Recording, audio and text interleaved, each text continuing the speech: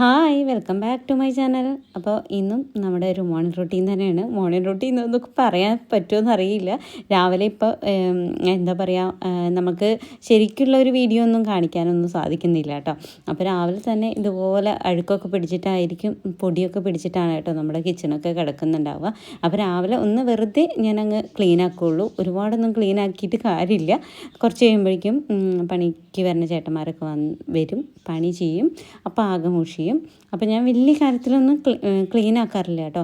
ഇന്ന് നല്ല മഴ പിടിച്ചിട്ട് ഒരു ദിവസമാണ് കേട്ടോ. അതുകൊണ്ട് തന്നെ ഭയങ്കര ബുദ്ധിമുട്ടായിരുന്നു എനിക്ക് കിച്ചണിൽ നിൽക്കാൻ വേണ്ടിയിട്ട്. ഇടയ്ക്കിടയ്ക്ക് കറണ്ട് പോവുക വരിക, അങ്ങനത്തെ ഒരു അവസ്ഥ. മഴ എന്ന് പറഞ്ഞാൽ ചെറിയ മഴയൊന്നുമല്ല, നല്ല ഇരുട്ട് മൂടിയിട്ടുള്ള മഴയാണ്. അപ്പോൾ കേരളത്തിലെ ഒട്ടുമിക്ക ജില്ലകളിലും ഇതുതന്നെയാണ് കേട്ടോ ഇപ്പോൾ അവസ്ഥ.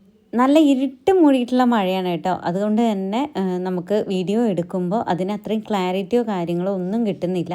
ഞാൻ കുറേ ടൈമിൽ ഇതുപോലെ വീഡിയോ ഓഫ് ചെയ്യേണ്ടി വന്നു കേട്ടോ. വേണോ വേണ്ടേ എന്നൊക്കെ ചിന്തിച്ചിട്ട് ഓഫ് ചെയ്യേണ്ടി വന്ന സാഹചര്യം പോലും ഉണ്ടായേ.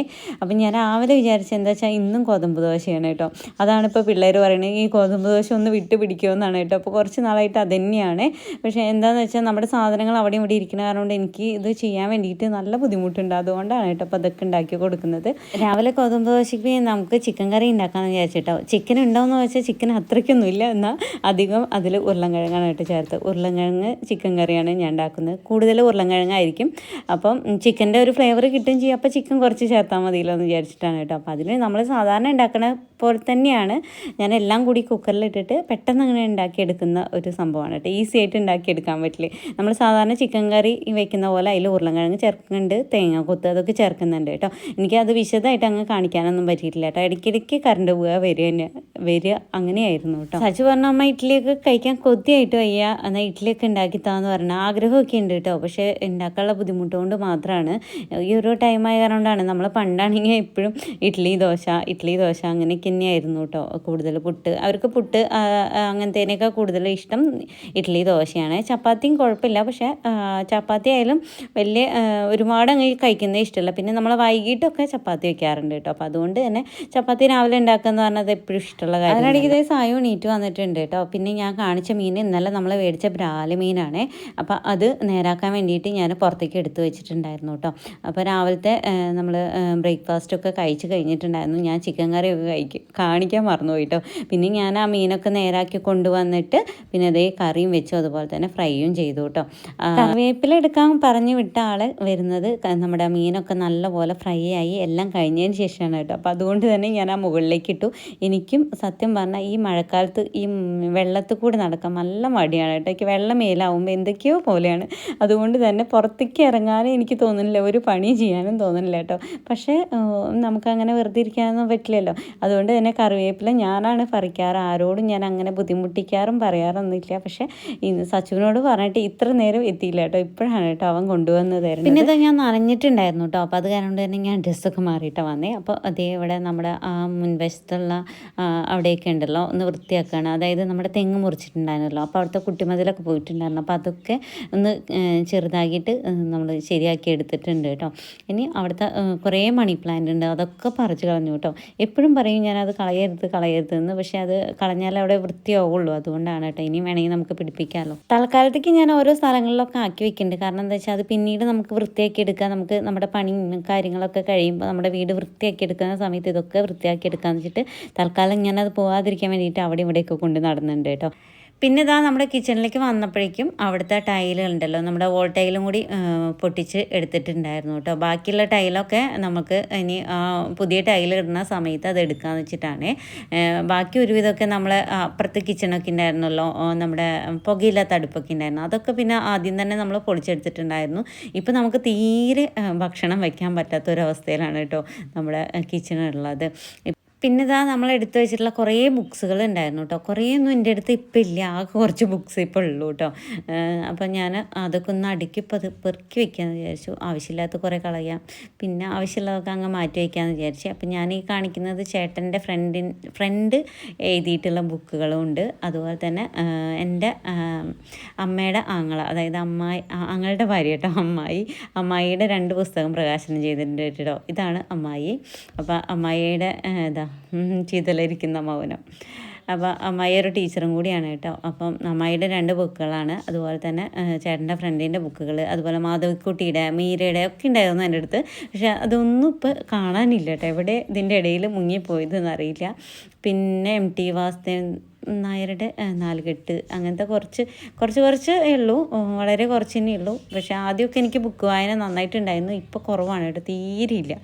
അത് നമ്മുടെ ഫോണൊക്കെ വന്നതോടുകൂടി ഫോണിലാണ് ഇരുന്ന് വായിക്കില്ല, അതാണ് കേട്ടോ മെയിൻ കാര്യം. പിന്നെ ഇതാ ഞാൻ ഭക്ഷണം എടുത്ത് കഴിക്കാൻ നിൽക്കുമ്പോഴേക്കും സച്ച് വരും കേട്ടോ. ഞാൻ അങ്ങനെ എപ്പോഴും ഭക്ഷണം എടുക്കുമ്പോൾ ആരെങ്കിലും വരും. നമ്മൾ ചിലപ്പോൾ ലേറ്റ് ആയിട്ടായിരിക്കും ഫുഡ് കഴിക്കുക. നമ്മൾ അമ്മമാർക്ക് അങ്ങനെയാണല്ലോ, എപ്പോഴും ഭക്ഷണം എപ്പോഴെങ്കിലും ഒന്ന് എടുത്ത് കഴിക്കാൻ നിന്ന് കഴിഞ്ഞാൽ ആരെങ്കിലും വരും. അപ്പം നമ്മളത് അവിടെ വെച്ചിട്ട് അവർക്ക് കൊടുക്കാൻ നിൽക്കും. അങ്ങനെ അതേ സച്ച് ഇപ്പോൾ വരുന്നു കേട്ടോ. അപ്പോൾ അവന് ഞാൻ കഴിക്കണാണ്ട് അപ്പം വിശക്കും കേട്ടോ. എന്നിട്ട് പിന്നെ ഞാൻ അവന് എടുത്ത് കൊടുക്കുകയാണേ. അത് മാത്രമല്ല, അപ്പോൾ അവന് വാരി കൊടുക്കും വേണം കേട്ടോ. അവന് ഇടയ്ക്കിടയ്ക്ക് ഇപ്പോഴും വാരി കൊടുക്കണം എന്നുള്ളതാണ്. അപ്പോൾ വാരി കൊടുക്കാൻ വേണ്ടിയിട്ട് ഇങ്ങനെ പറഞ്ഞുകൊണ്ടിരിക്കണം കേട്ടോ. അപ്പം ഞാനുണ്ടല്ലോ കുറച്ച് വഴക്കൊക്കെ പറയും. നമ്മൾ പോരാളിയല്ലേ, അപ്പോൾ വഴക്കൊക്കെ പറയേണ്ടതെന്ന് വിചാരിച്ചിട്ട് കുറച്ച് വഴക്കൊക്കെ പറയും. അത് കഴിഞ്ഞിട്ട് ലാസ്റ്റ് എന്താ വാരി കൊടുക്കേണ്ട അവസ്ഥയിലേക്ക് തന്നെ എത്തും കേട്ടോ. അപ്പോൾ അങ്ങനെ അതൊക്കെ കഴിഞ്ഞ് ഞാൻ മുകളിലേക്ക് എത്തിക്കഴിഞ്ഞപ്പോൾ നമ്മുടെ ചെറുതേന് ആ ഒരു എന്താ പറയുക, കുടത്തിലായിരിക്കണം കേട്ടോ, കലത്തിലിരിക്കണം കേട്ടോ. അത് കഴിഞ്ഞിട്ട് തുണികളുണ്ടല്ലോ, ഇപ്പോൾ അലക്കാനിട്ട് കഴിഞ്ഞാൽ എത്ര നമ്മൾ ഡ്രയറിലൊക്കെ ഉണക്കിയിട്ടാലും അത് അങ്ങനെ ഉണങ്ങുന്നില്ല കേട്ടോ. കാരണം കാറ്റടിക്കും, ഭയങ്കര കാറ്റാണല്ലോ ഇപ്പോൾ ഈ മഴയ്ക്ക്, നല്ല കാറ്റുള്ള മഴയാണല്ലോ. അപ്പോൾ അതുകൊണ്ട് തന്നെ കാറ്റടിച്ചിട്ട് അത് വീണ്ടും നനയാണ്. അപ്പം ഞാൻ എന്താ വിചാരിച്ചത്, എന്നാൽ നമുക്ക് തുണിയൊക്കെ എടുത്ത് കൊടുന്നിട്ട് നമുക്ക് ഉള്ളിൽ ഒരഴ കെട്ടാമെന്നൊക്കെ വിചാരിച്ചിട്ടാണ് കേട്ടോ ഇരിക്കുന്നത്. മഴക്കാലം ആകുമ്പോൾ ഞാനൊരഴ കെട്ടൽ പതിവാണ് കേട്ടോ. തണുക്കുണ്ടാവും. തണുക്കുണ്ടാവടി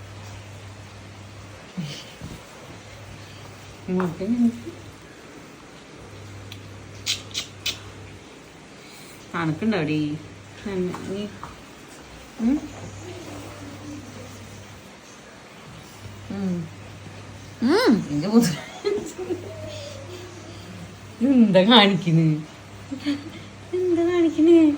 അതിനെന്ത് രണ്ടാമത്തിന് എന്താ കാണിച്ചിരിക്കണേ? തണുക്കാണ്ടിരിക്കും ഇങ്ങനെയോ? അതോർമ്മ സുഖമായിട്ട് നോക്കട്ടെ, മുഖം നോക്കട്ടെ. ഞാനും തൊടാൻ വേണ്ടിയിട്ട് ഞാനെടുത്ത് ചുണ്ടടി മണി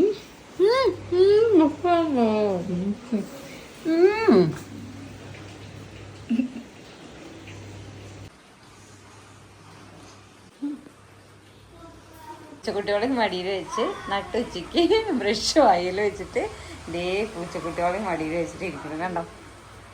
ആണോ? ഇങ്ങോട്ട് നോക്ക്.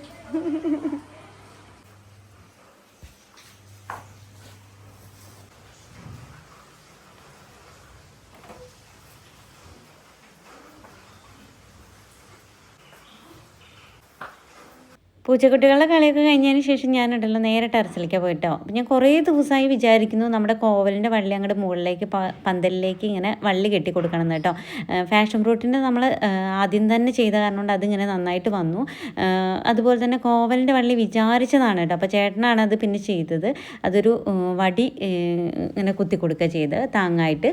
പക്ഷെ അത് കാര്യമില്ല കേട്ടോ, അത് വേഗം പോയി. പക്ഷെ ഞാൻ ആ സമയത്ത് ഇത് ചേട്ടൻ്റെ കോവലും എൻ്റെ ഫാഷൻ ഫ്രൂട്ടും പറഞ്ഞിട്ട് അങ്ങനെ ഞാൻ അതിന് ശ്രദ്ധിച്ചതേ ഇല്ല കേട്ടോ. അപ്പം എനിക്ക് മനസ്സിലായി ഇനി അതിന് ശ്രദ്ധിക്കലുണ്ടാവില്ല എന്ന്. അപ്പം ഞാൻ വിചാരിച്ചു എന്നാൽ അതിനൊരു വള്ളി കെട്ടി കൊടുത്തിട്ട് പന്തലിലേക്ക് കയറ്റി വിടാമെന്ന്. അപ്പോഴേക്കും ഉണ്ടല്ലോ ആശാൻ നമ്മുടെ മുളക് ചെടിയുടെ ഇടയിൽ കൂടെയൊക്കെ ഇങ്ങനെ പടർന്ന് പന്തലിച്ചു. അപ്പോൾ അതുകൊണ്ട് തന്നെ നമുക്ക് അതിൽ നിന്നൊക്കെ എന്താ പറയുക, പറിച്ചെടുത്ത് കൊണ്ടുവരാമെന്ന് പറഞ്ഞ ബുദ്ധിമുട്ടാട്ടോ. വള്ളി അടർത്തി എടുക്കണ്ടേ, അപ്പോൾ പൊട്ടും പെട്ടെന്ന്. നമ്മുടെ കോവലിൻ്റെ വള്ളിക്ക് അത്ര അങ്ങോട്ട് ബലം ഇല്ലാത്തതുകൊണ്ട് തന്നെ അത് പെട്ടെന്ന് പൊട്ടിപ്പോവും. അപ്പോൾ ഞാൻ അതിനെ ഇങ്ങനെ മെല്ലെ എടുത്ത് കുറച്ചൊക്കെ പൊട്ടിപ്പോയിട്ടോ. എന്നിട്ട് ഞാൻ മുകളിലേക്ക് പന്തലിലേക്ക് അങ്ങ് ഇതുപോലൊരു മഴക്കാലത്താണ് കേട്ടോ ഞാൻ മുകളിൽ ഇതുപോലെ പന്തൽ കെട്ടിയിട്ടുണ്ടായിരുന്നു. അപ്പോൾ ചേട്ടൻ എപ്പോഴും എന്നെ വഴക്ക് പറയട്ടെ, നിനക്കൊരു നോട്ടം ഇല്ല എന്നുള്ളത്. കാരണം എന്ന് വെച്ചാൽ ഞാൻ വഴുക്കലിലൊക്കെ പോയിട്ട് ഇതുപോലെ ചെയ്തിട്ട് ചിലപ്പോൾ വീഴാനൊക്കെ ഉള്ള സാധ്യത കൂടുതലാണ്. അപ്പം ഞാൻ തന്നെ നിന്നെ താങ്ങേണ്ടി വരും എന്നാണ് കേട്ടോ പറയുക. സത്യമാണ്, ഞാൻ അതിൻ്റെ മുകളിൽ കയറുമ്പോൾ ഇപ്പോൾ കുറച്ച് പേടിയൊക്കെ ഉണ്ട് കേട്ടോ. ആദ്യത്തെ പോലെയല്ല, പണ്ടൊക്കെ ആണെങ്കിൽ എനിക്ക് ഒട്ടും പേടിയില്ല. പക്ഷേ ഇപ്പം നല്ല പേടിയൊക്കെ ഉണ്ട്. കാരണം വീണ് കഴിഞ്ഞാൽ അവിടെ കിടക്കുകയുള്ളൂ, ആരും നോക്കാനൊന്നും ഉണ്ടാവില്ല എന്നുള്ളതാണ് കേട്ടോ സത്യം. കോവയ്ക്കൊക്കെ ഉണ്ടാവാൻ തുടങ്ങിയിട്ടുണ്ട് കേട്ടോ. അപ്പോൾ അതുകൊണ്ട് തന്നെ ഈ മഴക്കാലം കഴിയുമ്പോഴേക്കും നിറയെ കോവയ്ക്ക നമുക്ക് കിട്ടാൻ സാധ്യതയുണ്ട് അങ്ങനെ വിചാരിക്കണം കേട്ടോ. കാരണം കോവയ്ക്കൊക്കെ ഉണ്ടാവാൻ തുടങ്ങിയിട്ടുണ്ടല്ലോ. ഞാൻ ഇതിന് മാത്രമല്ല കേട്ടോ ഈ വള്ളി എടുത്തിട്ട് വന്ന്, എനിക്ക് മഴക്കാലമായ ഒരു പരിപാടി ഉണ്ടല്ലോ, ഈ അഴകെട്ടൽ. കാരണം ഈ റൂമിലാണ് കേട്ടോ നമ്മൾ അഴകെട്ടാറ്. കാരണം ഈ റൂം നമ്മൾ ആരും ഉപയോഗിക്കാറില്ല. ഒരുവിധം വേസ്റ്റ് സാധനങ്ങളൊക്കെ കൊണ്ട് തള്ളണത് ഈ റൂമിലാണ് കേട്ടോ. വേസ്റ്റ് എന്നൊന്നും പറയാൻ പറ്റില്ല, നമ്മൾ ഉപയോഗിക്കാത്ത സാധനങ്ങൾ കൊണ്ട് തള്ളുന്നത് ഈ റൂമിലാണ്. അപ്പോൾ എല്ലാ മഴക്കാലത്ത് എൻ്റെ പരിപാടി എന്ന് വെച്ചാൽ ഈ റൂമിൽ ഒരു അഴ കെട്ടുക എന്നുള്ളതാണ്. ചേട്ടനാണെങ്കിൽ അതൊന്നും വലിയ താല്പര്യമില്ല, ഇഷ്ടമില്ല. അപ്പോൾ വീടിനുള്ളിൽ ഇങ്ങനെ അഴ കെട്ടാനൊന്നും പറ്റില്ല എന്നാണ് പറയുക. പക്ഷേ ഞാൻ ഈ തുണികളൊക്കെ എവിടെ കൊണ്ടിടും? കാരണം എന്താ വെച്ചാൽ കാറ്റടിച്ചിട്ട് ഉണങ്ങാണ്ടിരിക്കുമ്പോൾ നമ്മൾ ഇവിടെ അല്ലാണ്ട് വേറെ എവിടെ കൊണ്ടിടുക.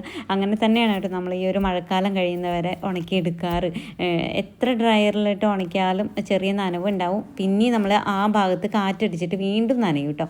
ഇന്ന് താഴെ പണി കൂടുതലാണ് കേട്ടോ. അത് കാരണം തന്നെ നിറയെ പൊടിയാണ് താഴെ. അപ്പോൾ താഴേക്ക് നമ്മൾ അങ്ങനെയുള്ള സമയത്തൊന്നും തുണി എടുക്കാറേ ഇല്ല കേട്ടോ. കാരണം ഇവിടെ തന്നെ ഇടും. ലാസ്റ്റ് നമ്മൾ പൊടിയൊക്കെ മാറിയതിന് ശേഷമേ എടുക്കാറുള്ളൂ കേട്ടോ. പക്ഷേ ആദ്യമൊക്കെ ഇതുപോലെ പൊടി ഉണ്ടായിരുന്നു. പിന്നെ അതൊക്കെ തുടച്ച് ക്ലിയർ ആക്കിയപ്പോഴേക്കും വീണ്ടും പൊടിയായിട്ടുണ്ട് കേട്ടോ. ഇനിയിപ്പോൾ ആദ്യം മുതൽ വീണ്ടും നമുക്ക് പണി തുടങ്ങണം.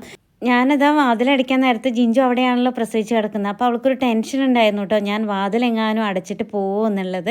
പക്ഷെ വാതിലടക്കില്ല, ഞാൻ ചാരി ഇട്ടിട്ടേ ഉള്ളൂ എന്ന് കണ്ടപ്പോൾ അവൾക്കൊരു സമാധാനമായി. അവൾ എൻ്റെയും കൂടെ ഇറങ്ങി പോന്നു കേട്ടോ. പിന്നെ ഞാൻ താഴേക്ക് പോകുന്നപ്പോൾ ഒരുവിധമൊക്കെ ചേച്ചി ആ മണ്ണും മണലും അതുപോലെ സിമെൻറ്റും ഒക്കെ കട്ടയൊക്കെ ഉണ്ടായിരുന്നല്ലോ, അപ്പോൾ അതൊക്കെ നീക്കി വൃത്തിയാക്കിയിട്ടുണ്ട് കേട്ടോ. ഇപ്പം നല്ലപോലെ എല്ലായിടും പൊളിച്ചിട്ടിട്ടാണ് ഉണ്ടായിരുന്നത്. ഒരുപാട് കട്ടകളും ഒക്കെ ഉണ്ടായിരുന്നു കേട്ടോ. അപ്പോൾ ചേച്ചി അതൊരുവിധം ക്ലിയർ ആക്കിയിട്ടുണ്ട്. ചേച്ചി ഉള്ളതുകൊണ്ട് വലിയ ഉപകാരമാണ് കേട്ടോ. അപ്പോൾ നമ്മുടെ ചെടികളൊക്കെ ഒരുപാട് ചെടികളൊന്നുമില്ല, 5-6 ചെടികൾ ഇപ്പോൾ ഉള്ളൂ കേട്ടോ. കുറേ ചെടികളുണ്ടായിരുന്നു നമുക്ക്, ഇപ്പോൾ അതൊന്നുമില്ല, കുറച്ചേ ഉള്ളൂ. ഞാൻ പിന്നീട് അതൊന്നും ശ്രദ്ധിക്കാതെ കേട്ടോ. അങ്ങനെ നമ്മുടെ ചെടികളൊക്കെ ഒരു ഭാഗത്തേക്ക് ഞാൻ നീക്കി വയ്ക്കാമെന്നാണ് വിചാരിച്ചത് കേട്ടോ. കാരണം വണ്ടി വരുന്ന ഭാഗം കൂടിയാണ്. പിന്നെ നമ്മുടെ മുറ്റത്ത് കട്ട വിരിച്ചതും കെട്ടുന്നുണ്ടായിരുന്നു. മണ്ണ് താഴേക്ക് ഇടിഞ്ഞു പോയിട്ട് കട്ടയൊക്കെ താഴേക്ക് ഇടിഞ്ഞിട്ടുണ്ടായിരുന്നു. അങ്ങനെ കുറേ കട്ടകളുണ്ടായിരുന്നു കേട്ടോ. അപ്പോൾ അതൊക്കെ ഒന്ന് ക്ലിയർ ആക്കാമെന്ന് വിചാരിച്ചു. നമ്മുടെ ഇന്നത്തെ വീഡിയോ ഇത്രയുള്ള വീഡിയോ ഇഷ്ടമാണെങ്കിൽ ലൈക്ക് ചെയ്യുക, ഷെയർ ചെയ്യുക, സബ്സ്ക്രൈബ് ചെയ്യുക, തൊട്ടടുത്തുള്ള ബെല്ലൈക്കൺ കൂടി എനേബിൾ ചെയ്യുക. അടുത്ത വീഡിയോ കാണാം. ബൈ.